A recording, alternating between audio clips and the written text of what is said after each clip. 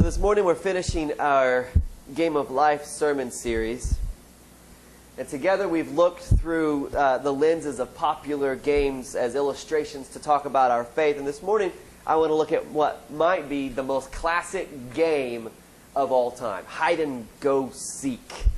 Okay? Who in here has ever played a version of hide and seek? That should be just about everybody's hand, right? I mean, at some point, somebody has hidden and said, "Come find me," at its most basic form. You hide, someone looks for you. And I think the best part of this game is the exploration of it, right? I can remember looking for hiding spots, and even when I'm trying to find other people, when I'm it and I'm trying to find people, my brain is going, "Ooh, that'd be a good hiding spot. Ooh, that would be a good hiding spot." That's the fun part, is what can I fit inside of? What can I hide behind? How can I conceal myself? But have you ever, at any point playing that game, did you ever hide so well that nobody could find you? And you just sat there? And for a while it was funny. They can't find me. And then after a while you're like, okay, this is not so much fun anymore. This is kind of uncomfortable. And they can't find me. Did you ever hide so well that the person looking for you gave up? Hide and seek is very similar to the game we looked at last week. We looked at charades, where we pretend to be somebody else, to hide our true feelings from other people, what's really going on inside of us. And today, I want to take a close look at the actual game of hide and seek, and I want to talk about when we hide from God. From the very beginning, people have been hiding from God because they were ashamed of who they were, because of the things they've done. Adam and Eve, shortly after taking a bite from that apple and realizing that they're naked, hear God's footsteps in the garden and hide in the bushes. Maybe He won't find us. I think every one of us in here, at some point in our life, has tried to play hide and go seek with God as well. But the truth is, we can't really play hide and go seek with God. The truth is that God knows us so well and knows everything about us. Let's look together at one of my favorite Psalms. I'm going to read to you. This is from Psalms 139, just the first few verses. "O Lord, you have searched me and known me. You know when I sit down and when I rise up. You discern my thoughts from far away. You search out my path and my lying down and are acquainted with all my ways. Even before a word is on my tongue, O Lord, you know it completely. You hem me in behind and before, and you lay your hand upon me. Such knowledge is too wonderful for me, so high that I cannot attain it. Where can I go from your spirit? Where can I flee from your presence? If I ascend to heaven, you're there. If I make my bed in Sheol, you're there. If I take the wings of the morning and settle at the farthest limits of the sea, even there your hand shall lead me, and your right hand shall hold me fast. If I say, surely the darkness shall cover me, and the light around me become night, even the darkness is not dark to you. The night is bright as day, for darkness is as light to you. For it was you who formed my inward parts. You knit me together in my mother's womb. I praise you, for I am fearfully and wonderfully made. Wonderful are your works that I know very well. My frame was not hidden from you when I was being made in secret, intricately woven in the depths of the earth. Your eyes beheld my unformed substance. Your eyes beheld my unformed substance. In your book were written all the days that were formed for me, when none of them yet existed." We can't hide from God. God knew about us before we even existed. You remember when you were playing hide and go seek, the person who was it was tired of looking for the other players or just couldn't find them, he or she would yell out what? Do you remember? Ollie, ollie, oxen free. Like, I'm tired of looking for you. You win. I'm not looking anymore. I'm sitting right here. When Adam and Eve were in the garden, hiding from God behind the bushes because they were ashamed of what they had done, the story tells us that God came walking through the garden and called out, "Where are you?" The first ollie, ollie, oxen free. Come out, wherever you are. Except that God doesn't need to call out ollie, ollie, oxen free. God knows. Listen to just a few words of the psalmist again. You know when I sit down. That is amazing to me. All that's going on in the universe, God knows when I sit down and when I stand up. It's like it's got little blinking lights. Okay, Jim's sitting. Now he's standing up. Daryl's still down, sits down. Oh, now. God knows when I sit down. I don't even know when my kids sit down. I couldn't tell you right now if they're sitting down or standing up. Sunday school over there, they better be sitting down. Even before a word is on my tongue, oh Lord, you know it completely. Before I even know what I'm going to say next, which is usually about as I'm talking, God knows what I'm going to say. Where can I go from your spirit? Where can I flee from your presence? The psalmist asks. It's almost like he said, oh my gosh, you're everywhere. Can I get in the cupboard and close the door and get away from you? Can I hide behind this bush? Can I climb in the trash can? Whatever it is. Where can I go to be away from you? And the answer the psalmist gives us is that the truth is we cannot hide from God.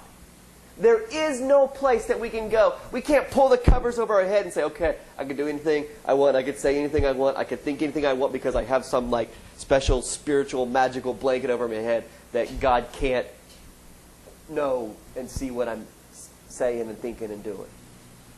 Nothing escapes the awareness of God. Nothing.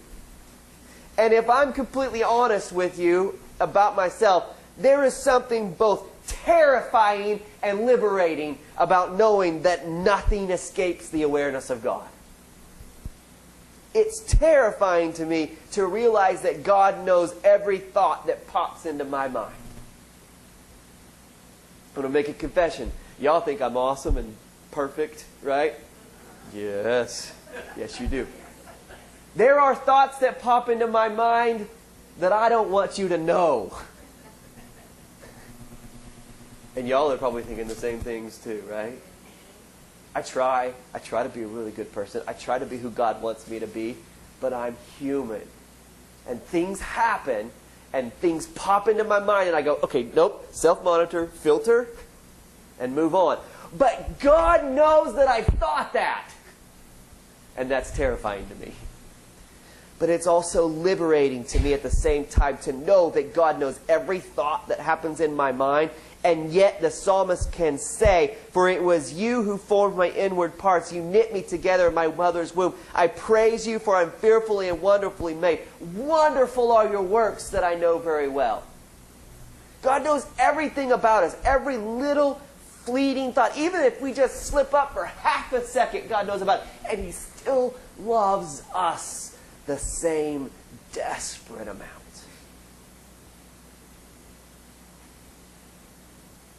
In our gospel reading this morning, Jesus tells a hide-and-seek story. He's teaching once again, and this time it's an interesting group of listeners. He's got tax collectors and sinners together on one side almost, and Pharisees and scribes on the other side. And the tax collectors and the sinners are listening on, hanging on every word because grace is being spoken. And they're like, man, this guy is speaking to us in a way that nobody has ever dared to talk with us before. And the Pharisees and the scribes are sitting on the other side going, oh my gosh, he is talking to them like nobody has ever dared to talk to them before. I can't believe he's doing that, and he asks them a question because the Pharisees and the scribes are getting agitated at Jesus. A rabbi would be willing to even entertain the thought of talking to sinners, let alone talk like they were going to get to be let in on all of this bountiful blessings of God. And so they asked them a question in parable, or Jesus asked them a question in parable form. He says, if you had 100 sheep and you lost one of them, wouldn't you leave them and go look for that one that you lost? Would any of you just let that one go and say, I got 99 more? Wouldn't you all want to go and recover that one? And then he says, and then wouldn't you, when you find that sheep, wouldn't you call all your family and friends together and throw a party to celebrate? Now, actually, what we read this morning was just a small part of it. It was just one of 3 parables Jesus tells to illustrate how God plays the game hide and seek. The second one is a lost coin. The woman who lost the coin does everything within her power, never ceases to look for that coin until she finds it. And then the third is that familiar story of the prodigal son. We've heard it a million times. You know, the one where the son left his family, took his share of the inheritance, told his dad basically, you're dead to me. I don't really care what happens to you. I'm done with you. Runs off into the world, makes all kinds of bad decisions, eventually comes to his senses and comes home, where his father receives him back with open arms and rejoicing. I want you to look at this very carefully this morning. Jesus precedes the story, the parable of the prodigal son, with 2 stories that speak about how God plays hide and seek. A shepherd who would leave his flock to search for the one. A woman who won't give up until she finds one coin that she lost. The truth is that when we hide, God will always seek. And He will never call out, "Ollie, ollie, oxen free." He will never give up. He will never stop looking for you. I'm going to show you a video on our screens this morning, Mercy, if you want to make your way back over there. And I think the way this video portrays the Father, it's like a modern retelling of the parable of the prodigal son, is exactly the way God plays hide and seek with us. Notice what the Father does in this video. That's okay, go ahead. While the Son is away.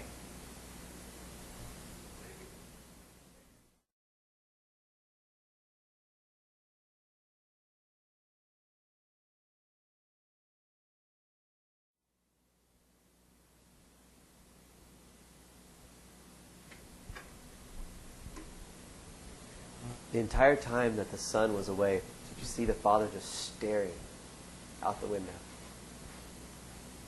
Waiting, hoping,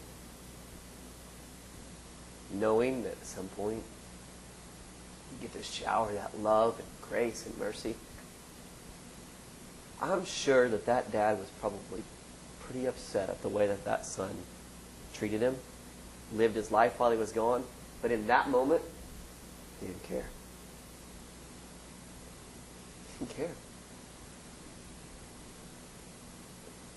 None of it mattered. The scriptures say, while he was still far off, his father saw him. He was watching. It's filled with compassion. See, when we hide, when we run away, God is always looking for us. God knows you as deep and maybe even deeper than you know yourself. And when He looks at you, He says, man, that is so good. And when you turn away, every time you hide, God will always seek. In the name of the Father, the Son, and the Holy Spirit. Amen.